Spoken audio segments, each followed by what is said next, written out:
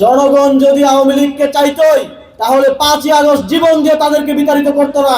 তারা দাঁতে ধার দিয়ে বসে আছে 12 তারিখের পরে চাঁদাবাজি, সন্ত্রাসী, লুটপাটের স্বর্গরাজ্য হিসেবে গড়ে তুলবে বাংলাদেশকে।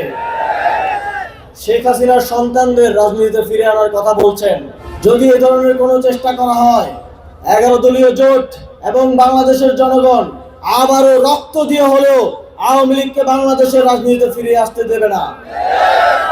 জুলাই গণ অভ্যুত্থান, 5ই আগস্ট যেমন আমাদের জীবন, আমাদের দেশ, প্রত্যেকটি মানুষের ভাগ্য পাল্টে দিয়েছে, আগামী 12ই ফেব্রুয়ারি আবারও আমাদের ভাগ্য পাল্টাবে।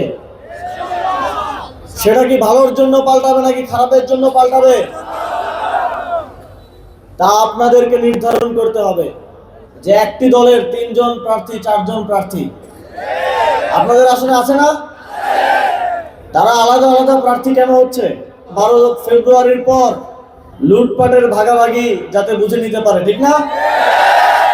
অথচ আমাদের 11টি দলের 11 জন প্রার্থী থাকা সত্ত্বেও সবাই এত বড় ত্যাগ স্বীকার করে, এত মহত্বের পরিচয় দিয়ে একসাথে হচ্ছে কেন?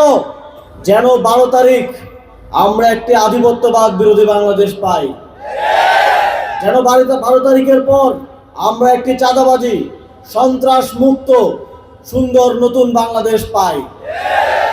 আমরা যদি ঐক্যবদ্ধ হয়ে কাঁধে কাঁধ মিলিয়ে কোনো ভেদাভেদ ভুলে শেখ হাসিনার মতো শক্তিশালী শক্তিকে এই বাংলাদেশের মাটি থেকে বিতাড়িত করতে সক্ষম হই, তাহলে 12ই ফেব্রুয়ারি জনগণের ভোট নিয়ে 11 দলকে বিজয়ী করা কোনো ব্যাপারই না।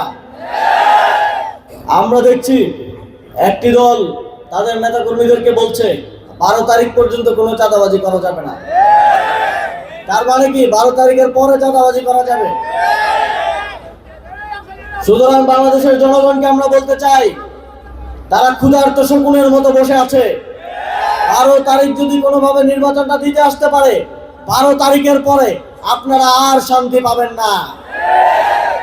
তারা দাঁতে ধার দিয়ে বসে আছে 12 তারিখের পরে চাঁদাবাজি, সন্ত্রাসী, লুটপাটের স্বর্গরাজ্য হিসেবে গড়ে তুলবে বাংলাদেশকে।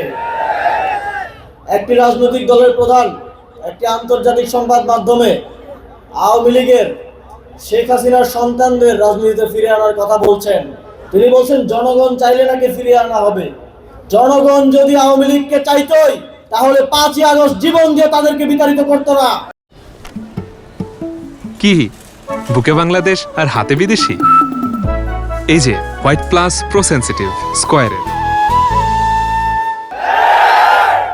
আমরা আপনাকে স্পষ্টভাবে বলতে চাই, যেখানে আজকে আমরা দাঁড়িয়ে আছি সেখানে আমার ভাইয়েরা জীবন দিয়েছে, আবারও শেখ হাসিনার সন্তানদের বাংলাদেশের রাজনীতিতে ফিরে আনার জন্য না। জিয়াউর রহমান, তাকে আমরা শ্রদ্ধা করি, কিন্তু তিনি একটাই ভুল করেছিলেন, তিনি শেখ হাসিনাকে বাংলাদেশের রাজনীতিতে ফিরিয়ে এনেছিলেন। তার ভুলের জন্য তার পরিবারও যদি ভুলে যায় তাদেরকে কি খেসারত দিতে হয়েছিল, বাংলাদেশের মানুষ কিন্তু ভুলে নাই। আমরা কোনোভাবেই আপনাদেরকে সেই সুযোগ করে দিব না যার মাধ্যমে বাংলাদেশের জনগণ আবারও দীর্ঘ অত্যাচার, অন্যায়, জুলুমের শিকার হবে।